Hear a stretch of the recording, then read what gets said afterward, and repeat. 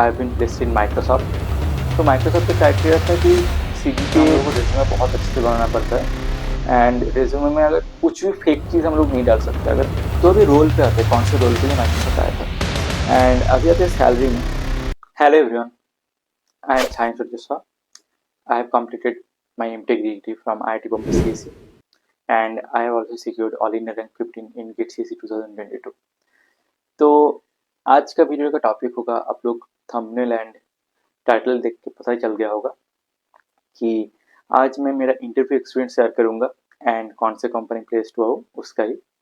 And I am very sorry कि आप लोगों को इतना मतलब आप लोग कमेंट कर रहे थे कि कौन से कंपनी में मैं प्लेस्ड हुआ हूँ। एंड या मतलब कुछ कुछ रहता है पॉलिसीज, उसके लिए मैं तब डिक्लेयर नहीं कर सकता था। तो या मतलब I have been placed in Microsoft. It was a company on day one in IIT Bombay placements phase one.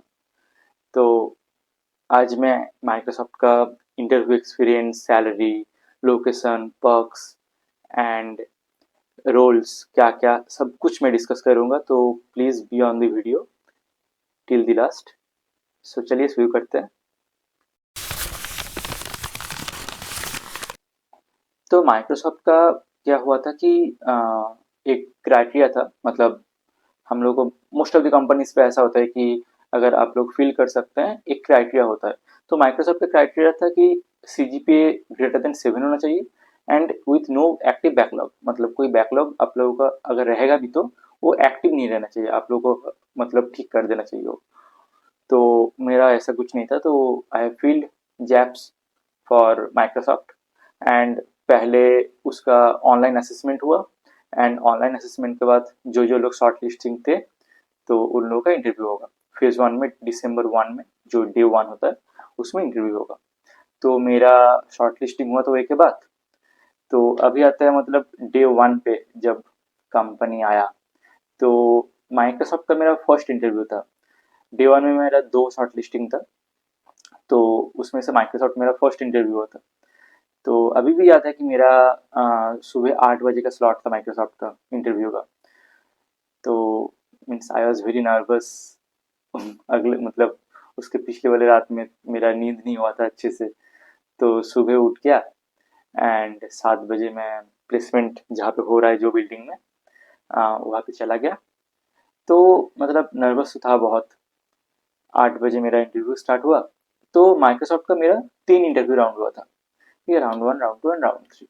तो हर एक राउंड एलिमिनेशन राउंड होता है, मतलब अगर कोई राउंड में आप लोग आपको पसंद नहीं आया इंटरव्यूअर को, तो आप दूसरे राउंड पे, नेक्स्ट राउंड पे नहीं जा सकते।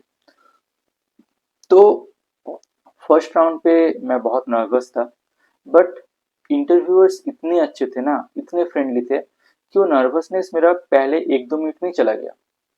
ठीक है। तो मेरा फर्स्ट राउंड का ड्यूरेशन था अराउंड 30 to 40 मिनट्स।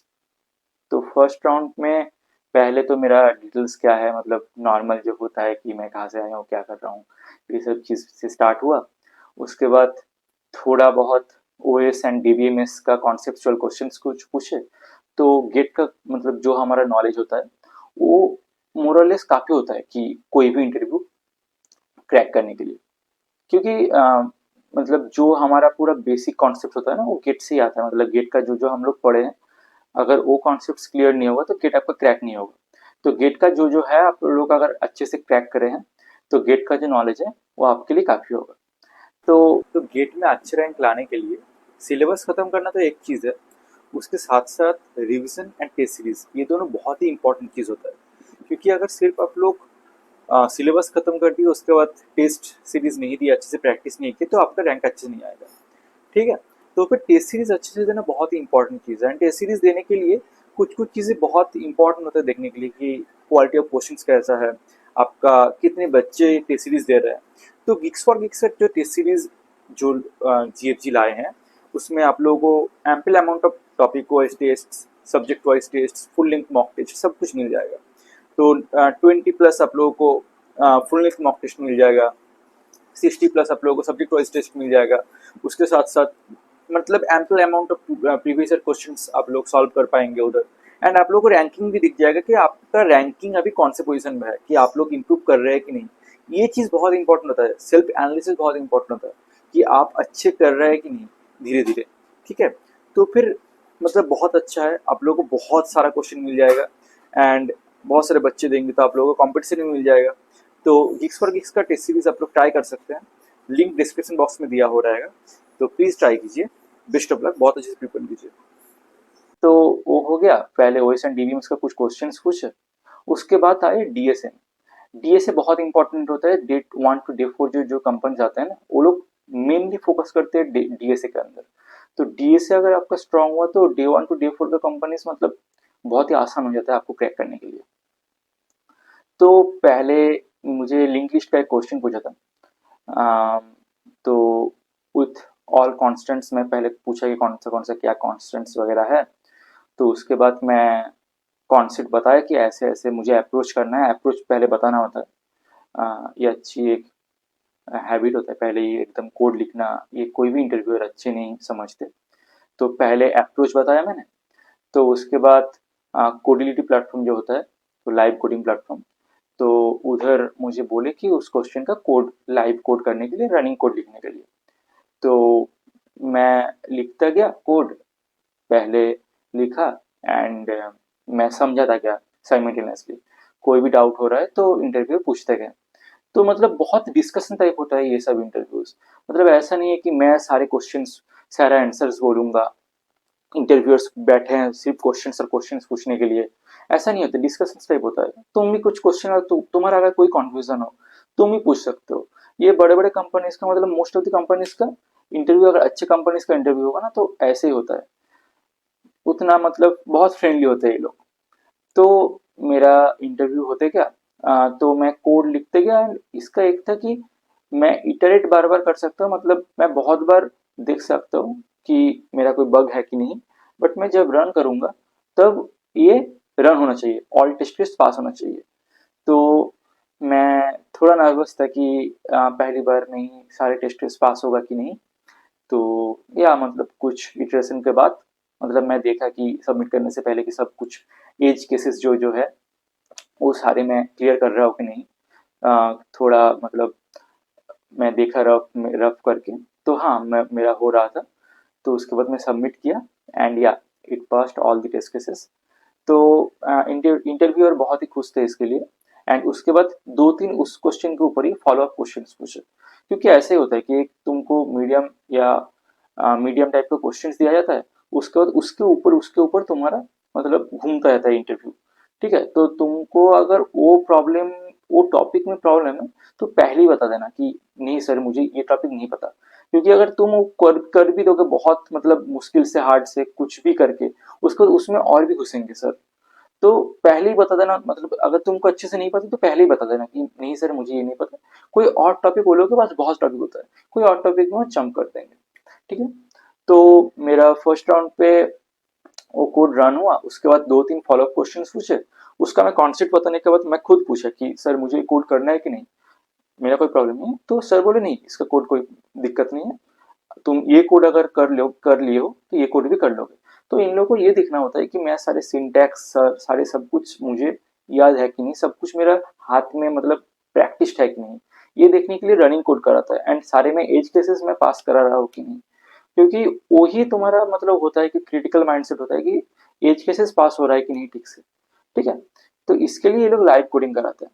तो मेरा 30-40 मिनट्स के अंदर फर्स्ट राउंड हो गया। तो अच्छा ही गया फर्स्ट राउंड। एंड उसके बाद फर्स्ट राउंड के बाद मैं जब भी बाहर गया, मतलब मुझे बाहर जाने नहीं दिया, सेकेंड राउंड मेरा तुरंत हो गया। एचआर मुझे बोला कि तुम्हारा मेरा सेकेंड राउंड तुरंत होगा। तो यहाँ पर मतलब आईटी बॉम्बे में या कोई भी आईटी में प्लेसमेंट में क्या होता है, डे वन पे बहुत सारे कंपनीज आता है एंड एक बंदे का 2 3 4 5 शॉर्ट लिस्टिंग रहता है। तो कंपनीज को भी चाहिए कि मुझे अगर ये बंदे को पसंद है तो ये बंदा ना कोई और कंपनीज में नहीं जाना चाहिए, क्योंकि फिर क्या होता है वो लोग उसको ब्लॉक कर देंगे, उसके पास चला जाएगा वो बंदा, तो उधर प्लेस्ड हो जाएगा उस कंपनी में। तो अगर कोई मतलब ऐसा होता है कि कोई बंदे का अगर कम मतलब इंटरव्यू बहुत अच्छा गया है और इंटरव्यूअर को वो बहुत अच्छा लगा है, पसंद हुआ है, तो तुरंत तुरंत उसका बाद वाले राउंड भी वो लोग करा देते हैं। ताकि वो कैंडिडेट को लूज ना करे वो कंपनी। तो ये होता है, मतलब कंपनीज के बीच में भी एक कोल्ड वॉर टाइप का चलता है कि ये कैंडिडेट को मुझे चाहिए, ये कैंडिडेट को मुझे चाहिए। तो मेरा सेकंड राउंड तुरंत मतलब शेड्यूल करा गया। तो मेरा सेकंड राउंड भी था अराउंड 30 to 40 मिनट्स का ही था। तो ये पूरा डीएसए बेस्ड था। तो इसमें मुझे पहले पूछा गया कुछ डीएसए का नॉर्मल थियोरेटिकल क्वेश्चंस।